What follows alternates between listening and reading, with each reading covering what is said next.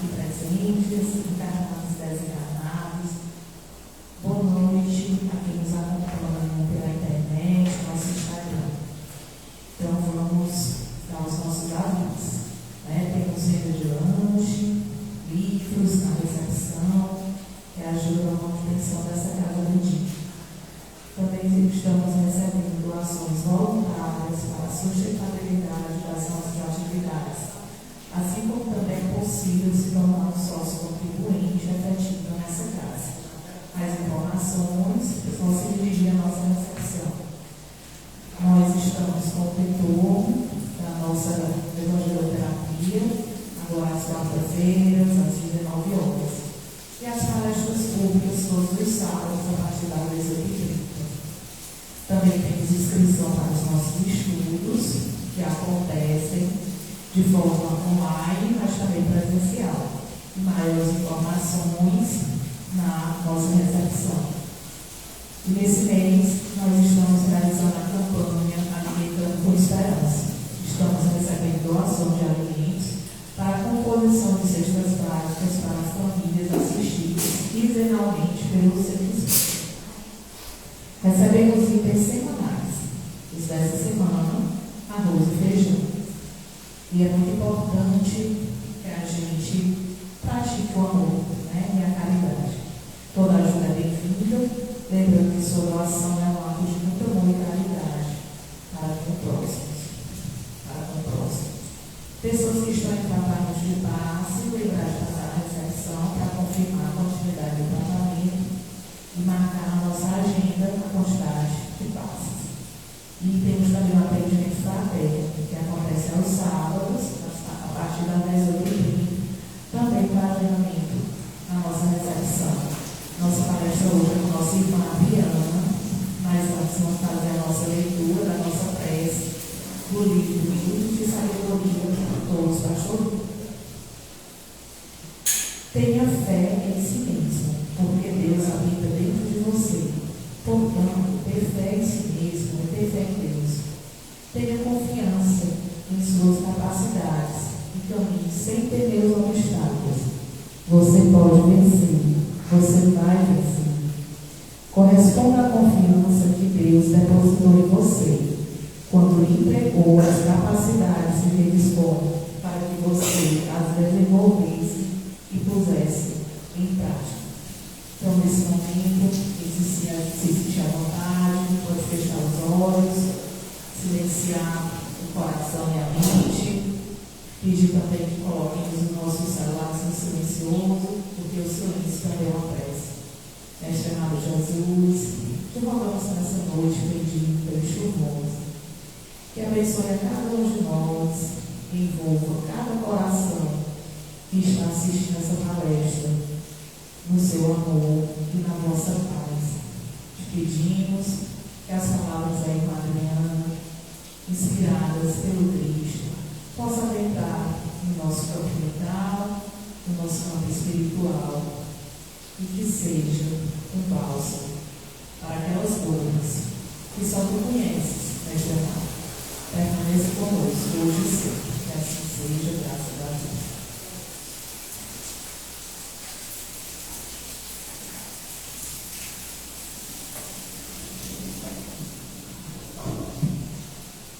Boa noite.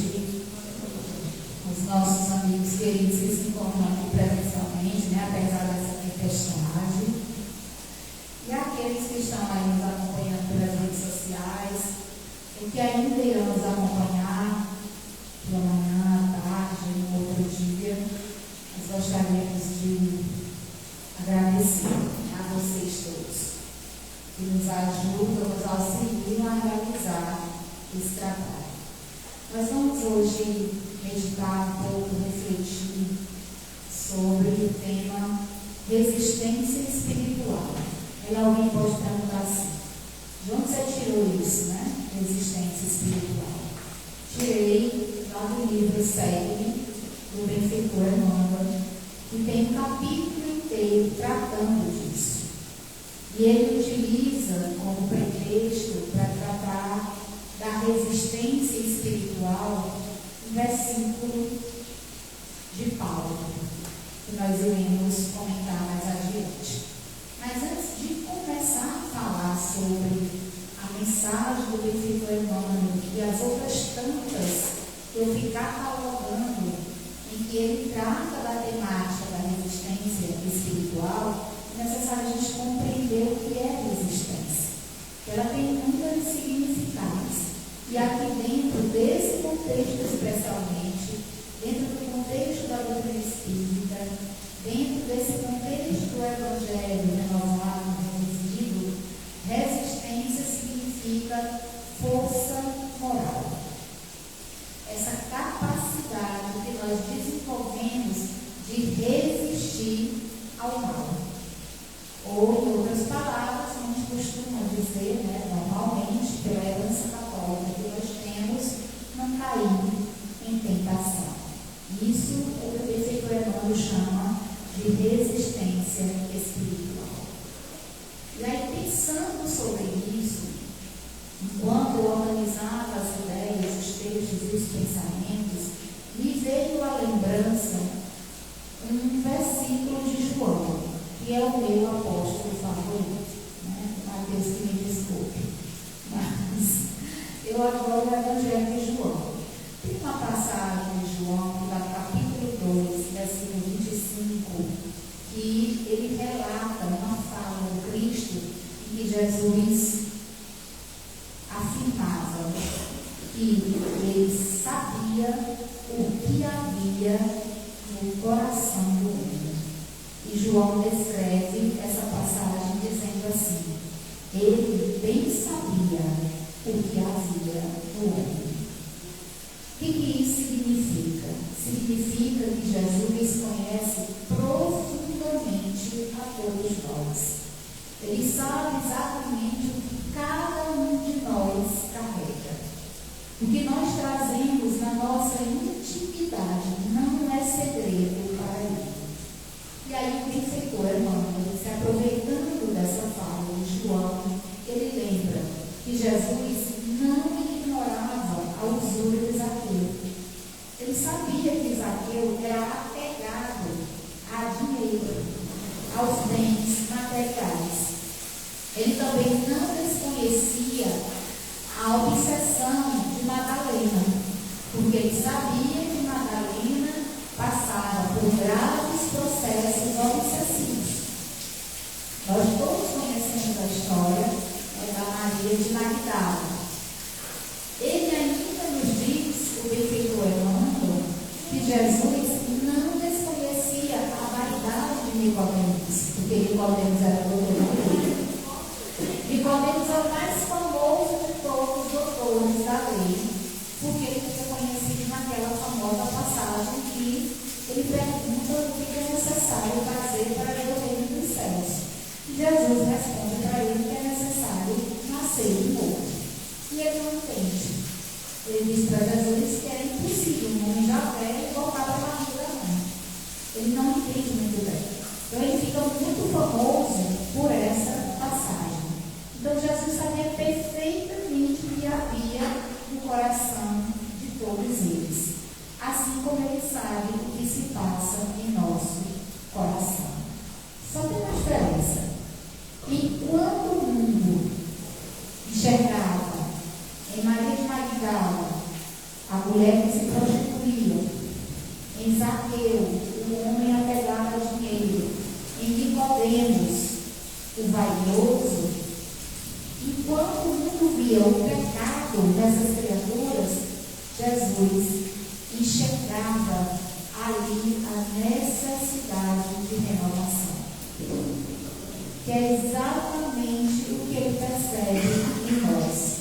Os nossos erros, os nossos equívocos, as nossas vaidades, o nosso egoísmo, o nosso egocentrismo, são para o Cristo oportunidade de renovação.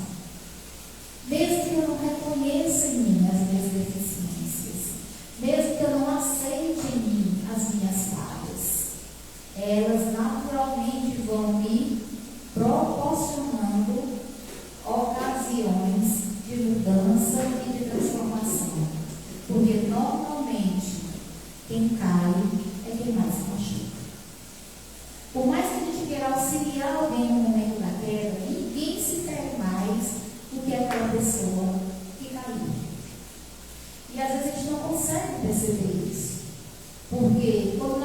alguém ligado ao nosso coração está muito doente, eu estou falando de adoecido moralmente, espiritualmente, mentalmente, emocionalmente, quando alguém está muito adoecido, a pessoa nem enxerga que ela está doente. E ali a queda, a grande queda dela é justamente nesse processo, de ela nem sequer perceber que caiu. Mas o Cristo olha diferente. Ele sabe que aquela criatura é quem mais se machucou. E normalmente quem cai precisa se levantar. Mesmo que seja com o apoio de alguém ou não, quem se levantar sozinho, a queda necessita do erguimento. Por isso que o benfeitor Emmanuel, na obra Vinha de Luz, ele nos diz que, embora a população, o povo em geral, visse em Simão Pedro a fraqueza, o medo, o temor, e por isso ele negou a Jesus, ao invés de afastá-lo, ao invés de Jesus retirar Pedro do apostolado, Jesus trabalhou pacientemente para instalar no coração do apóstolo a fortaleza espiritual. É por isso que ele não tem pressa. Às vezes ele fica aflito, agoniado, porque quer resolver um problema, porque quer que alguém melhore, porque quer que aquela pessoa evolua, porque a gente ama muito aquela pessoa e quer muito que ela cresça. Mas Jesus, ele espera pacientemente o tempo de cada um de nós. Nós é que às vezes nos apressamos. Nós é que às vezes queremos apressar o outro no seu processo de construção dessa fortaleza espiritual. Então, para a gente começar essa nossa conversa, é bom que nós saibamos, o Cristo nos conhece. Então, não adianta a gente querer enganar ninguém, porque a gente pode tentar se enganar, mas a Deus e a Jesus não se engana. Ele nos conhece. Ele sabe exatamente quais são as nossas fraquezas. Adriana, quais são? São aquelas em que nós somos testados todos os dias. Se a minha fraqueza é a irritabilidade, a todo momento vai aparecer alguém para me irritar. Ele está me testando. Se a minha fraqueza é a impaciência, a toda hora vai aparecer alguém para testar a minha paciência. Se a minha fraqueza é o medo, a todo momento eu vou encontrar situações, circunstâncias, pessoas que vão provocar em mim o medo. Por quê? Porque nós somos testados naquilo que necessitamos melhorar. Um aluno que está na escola, se matricula na escola, ele só é testado porque ele precisa aprender aquele conteúdo. Porque se ele não tiver uma prova, ele não estuda. Não é verdade? Nós somos do mesmo jeito. Nós somos do mesmo jeitinho. Se não tiver uma prova na nossa vida, a gente não se desenvolve. A gente não cresce, a gente não evolui. Por isso que Jesus espera pacientemente. Como ele esperou por Pedro e o transformou no sustentável do cristianismo, ele também espera por nós, porque ele nos conhece. Nós, por outro lado, sabemos da resistência espiritual de Jesus. Será que nós temos noção, conhecimento do que é essa resistência espiritual no Cristo? O modo como ele a exemplificou, como ele viveu. Porque Jesus, ele opera em todos nós, na atualidade, em nível de consciência. Ele não está mais aqui encarnado entre nós. Mas ele habita aqui e ele habita aqui. Habita a nossa consciência, habita o nosso sentimento. Tanto isso é verdade que as mais dolorosas dificuldades da nossa vida são processadas em nós hoje, depois que já conhecemos o Cristo, que já conhecemos lei de causa e efeito, que já sabemos a reencarnação, as nossas dificuldades, nós que já temos esse conhecimento da doutrina espírita, espírita, processamos todas elas a partir do filtro da imortalidade da alma. Quantas vezes nós já pensamos assim num momento de muita dificuldade? Isso deve ser coisa de outra vida, né? Isso aí deve ser por uma encarnação passada. Eu trouxe aí esse pacote que eu tenho que resolver. Eu trouxe aí essa encrenca que eu preciso ajudar a sanar, porque isso aí deve ter sido da minha última encarnação, ou das minhas últimas encarnações. E geralmente as nossas maiores encrencas estão aonde? Dentro de casa, na família, com as pessoas com quem nós convivemos. E quando a gente já tem esse conhecimento mínimo de reencarnação, de lei de ação e reação, né, como alguns falam, de karma, nós sabemos que todos nós trazemos em nossa bagagem evolutiva esses momentos desafiadores que vão proporcionar a nossa evolução, vão proporcionar a nossa melhoria. Então, essa pedagogia, né, da resistência espiritual trazida por Jesus, ela demonstra que a verdadeira força não está em destruir o erro, em querer eliminar o erro, ou consertar o outro por meio da violência. Porque ninguém evolui a partir da violência. Porque cada criatura tem seu tempo. Essa pedagogia da resistência moral ensinada por Jesus, ela nos ensina a sustentar o bem, a se manter no bem até que o erro se dissolva, até que ele vá se diluindo com a força do bem. Eita, não é difícil. É difícil. Porque imagine alguém que te fere todo dia, alguém que te machuca todo dia, alguém que te espinzinha todo dia, e você ali, resistente, compreendendo, buscando entender, perdoando. E aqui eu não estou falando de que a gente é obrigado a conviver, a morar, ou a dividir o teto, ou mesmo lá, ou até o espaço físico com as pessoas que nos maltratam, que nos desrespeitam, que são violentas, que nos agridem. Não é isso, né? Porque Jesus também não está falando disso. Ele está falando da resistência moral cristã, né? Daquela criatura que decide, apesar da dor, apesar do sofrimento, buscar compreender, buscar entender, buscar perdoar. E perdoar não significa aceitar o mal, aceitar a maldade, né? Nós estamos falando de um perdão que liberta quem perdoa. Eu não posso mudar o João Filho, ele é quem ele é, então eu preciso aceitá-lo como ele é. Ele não pode me transformar da noite para o dia, só eu posso mudar a mim mesmo. Então ele precisa me aceitar como eu sou. Agora, aceitar a pessoa como ela é não significa aceitar tudo o que vem dela.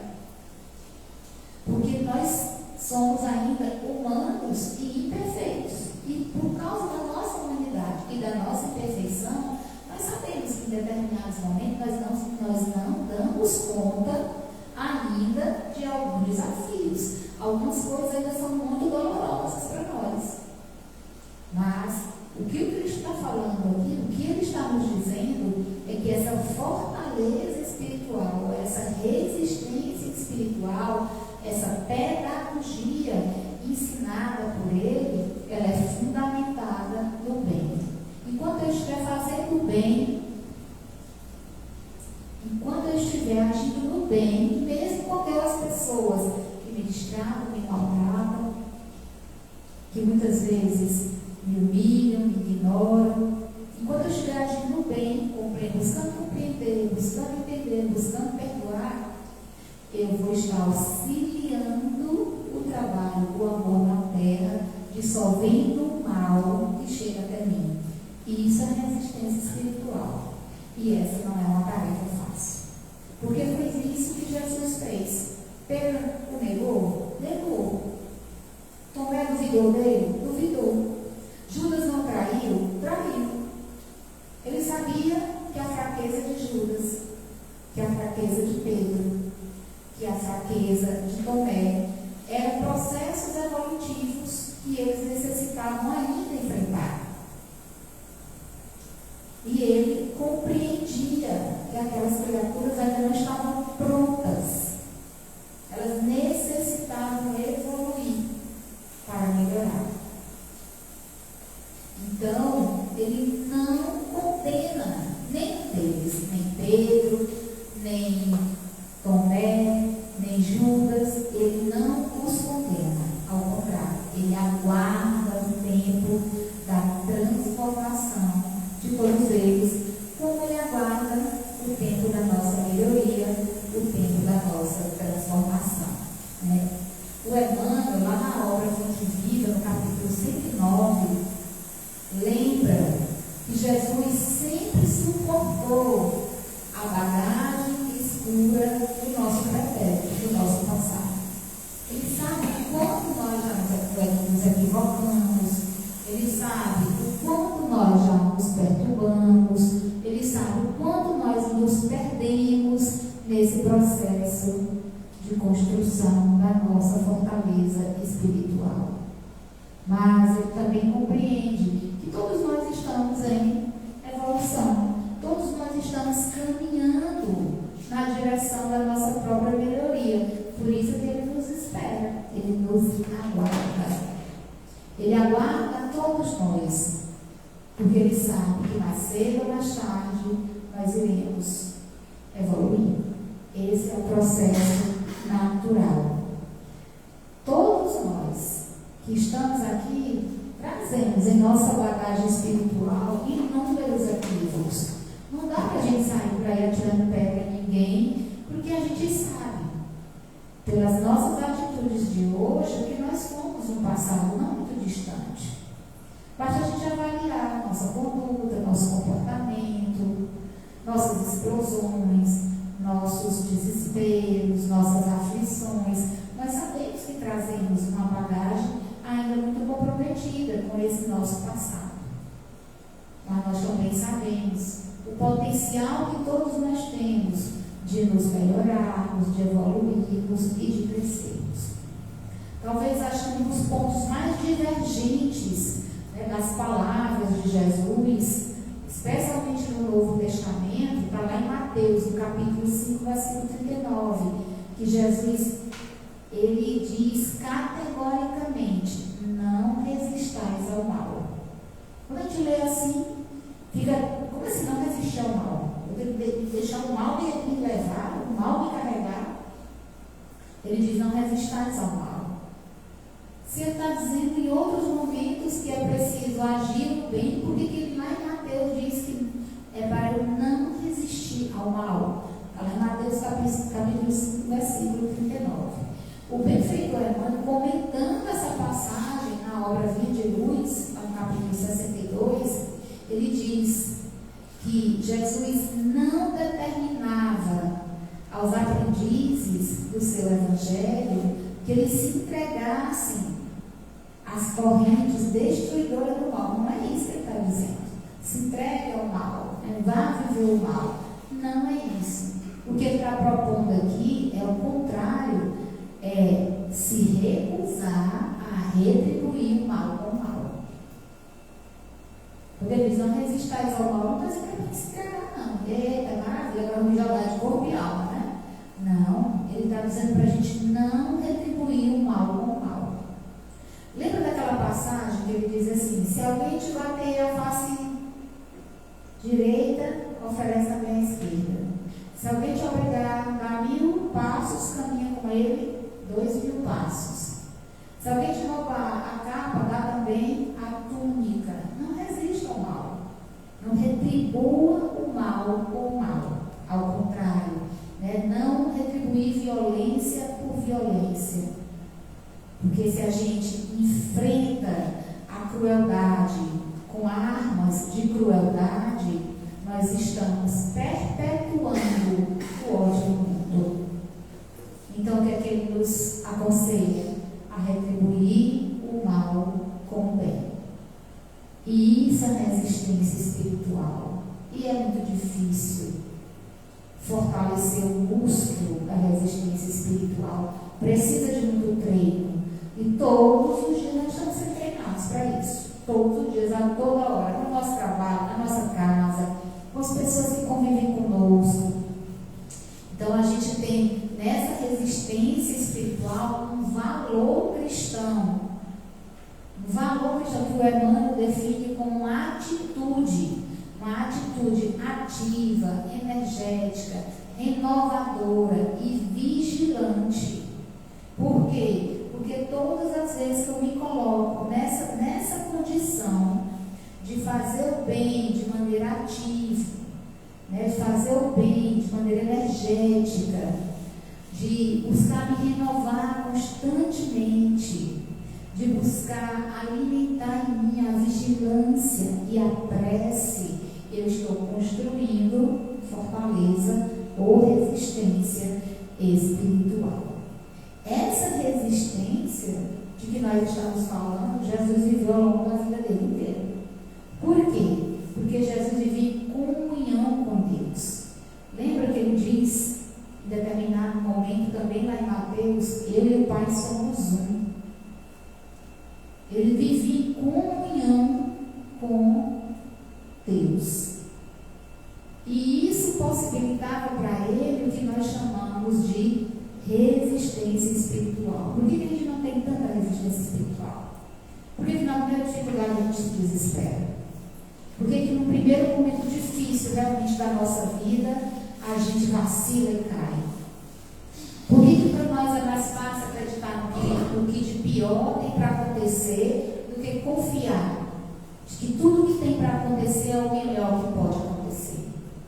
Porque nós não temos essa resistência espiritual. A gente não tem essa conexão com Deus. A gente não se relaciona tão intimamente com Ele. Jesus sim tinha essa resistência espiritual porque Ele sabia, eu e o Pai somos um. Vivemos em conexão, nos mantemos conectados. E por que nós não fazemos isso? Porque, gente, o plano inferior, as forças da ignorância, ou como a gente chama às vezes, como diz o Benfica Emmanuel de Luiz, no capítulo 62, as forças, né, do mal, as forças da ignorância, os planos inferiores, eles adotam padrões de resistência baseado no olho por olho. O espírito inferior, o espírito ignorante, aquele que busca perturbar a sua evolução e a evolução do outro, o negócio dele é a vingança. Eu vou me vingar. Fez mal comigo, vou pagar na mesma moeda. Aí você tem o que a gente chama de padrão, o Emmanuel chama de padrão baseado no olho por olho. E a resistência espiritual ensinada por Jesus, o contrário. Ele aconselha o perdão, não 7 vezes, mas 70 vezes 7 vezes. É esse Cristo que ensina que se constrói resistência espiritual utilizando-se da bondade diligente como um escudo mais eficiente. O nosso escudo é o bem, porque o mal ele se perpetua através do olho por olho, dente por dente. E a resistência espiritual só se constrói, como diz aqui o Emmanuel, sem resistir ao mal. Não resistais ao mal. Ao contrário, pagai o mal com o bem. Então, esse convite que o Cristo nos faz em toda a sua caminhada, toda a sua jornada, através das suas vivências, de resistir, de construir resistência espiritual, nada mais é do que o convite ao bem, a esse caminho que ele percorreu e que ele nos ensinou. Então, construir resistência espiritual, diz o Benfica Emmanuel ainda, não é só uma questão de tempo. Olha que coisa maravilhosa. Ele diz, é uma questão de qualidade de relacionamento com Deus.